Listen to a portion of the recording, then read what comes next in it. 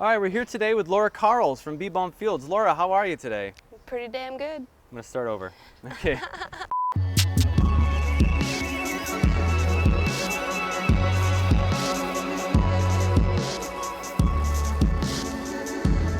We're here today for 20-ish questions with Laura Karels from Bee Balm Fields. Laura, how are you today? Pretty good.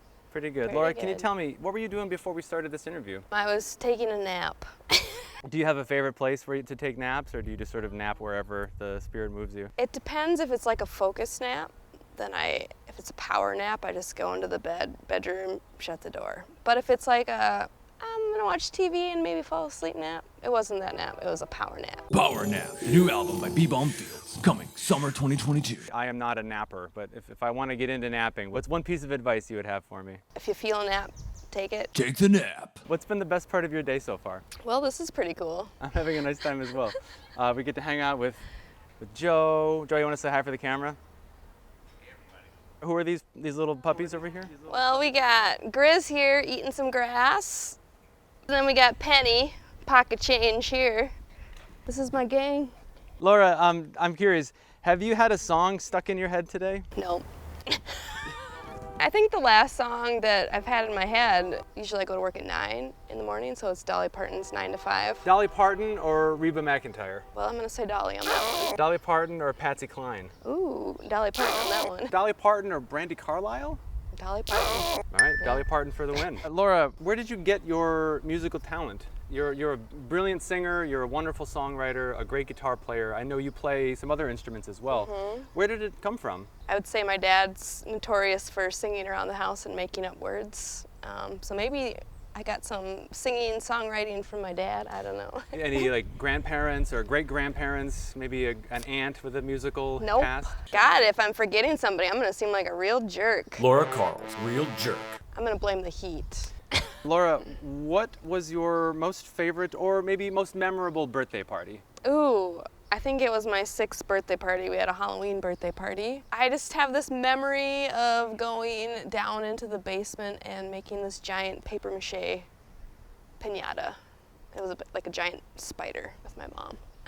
Your birthday is at or around Halloween? Yep, November 8th. Do you get anxious celebrating holidays after they've passed? Like if you hear Christmas music after Christmas is over, does that affect you emotionally in any way? I think it should affect everybody. Celebrating Halloween after Halloween is over. Halloween is the only one that matters, so you can do that one all the time. Year round. I say every 31st of a month. Halloween or Christmas? No, I think Halloween.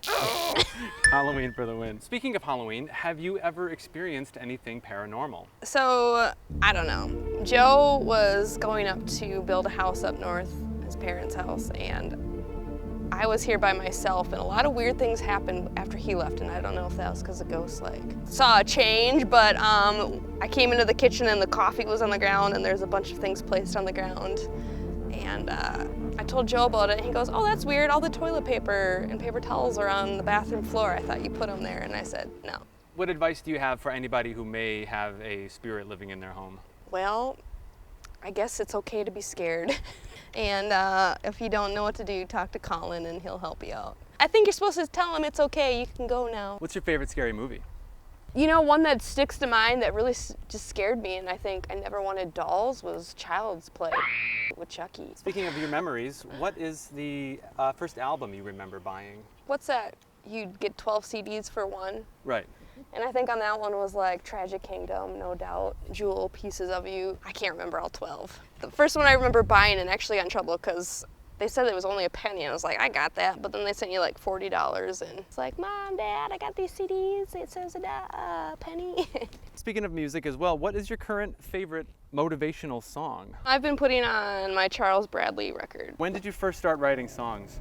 In my late 20s, I think I was like 27. What finally opened up for you? Well, I wanted to write a song. I was in a bluegrass band and doing like traditional covers, and I wanted to write something original, and you know, broken hearts and things going wrong can always inspire a song, and I think in that time I was inspired. Do you still play that very first song?